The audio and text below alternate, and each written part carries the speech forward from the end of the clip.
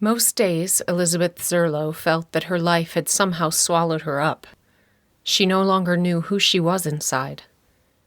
The external forces in her life defined her whole being. She was Peter's wife, Mrs. Zurlo. She was Teddy and Sydney's mom. And at work, where she was a preschool special education teacher, she was Miss Elizabeth. A lifetime ago, she had been known as Liza, but no one called her that anymore. Despite this wide array of titles, Elizabeth no longer knew who she was inside. Her life was a chaotic mess, running from one place to another, trying desperately to balance the demands of motherhood, running a household, being personal assistant to her ever-forgetful husband, and taking care of her students' needs.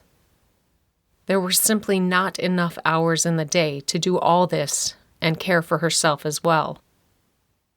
It was hard to believe that one can be burned out by the age of 34, but that is exactly how Elizabeth felt. Burned out, used up, empty. She was in desperate need of a recharge. She sighed as she filled out the dry erase board for the month. It was already the 4th of the month and she was behind, just putting the new month out now. It was only the 2nd month of school and she was behind the 8 ball. She was painfully anal as she color-coded the activities for the family, feeling that if she could neatly organize her life on the board, then it would fall into place in reality.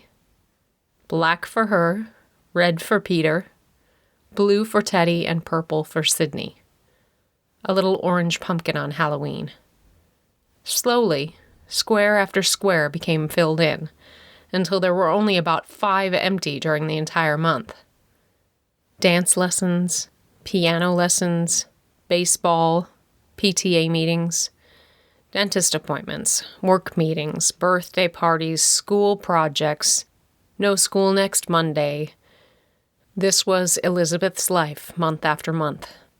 There would be no break, no recharging this month. She copied the information to the calendar from her ever-trusty iPhone, knowing full well that no one in her family ever looked at the calendar. But still, she tried, knowing the key to a smoothly running household was clear communication. She turned away from the calendar and noticed the crumbs all over the floor. She plugged the vacuum in and did a quick sweep of the kitchen. She parked the vacuum in a corner of the kitchen, carefully moving the cord out of the way. Peter hated that she left the vacuum out, but he was too passive-aggressive to have an actual battle about it. When he noticed it, he would carry it down to the basement to get it out of the way. Elizabeth used it almost every day to clean up after Teddy and Sydney, and after the cats, and after each meal. She would turn around looking for the vacuum, only to find that Peter had helped her by putting it away.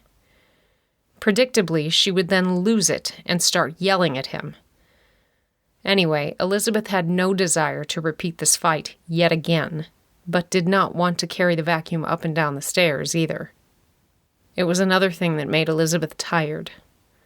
And it was only Monday morning.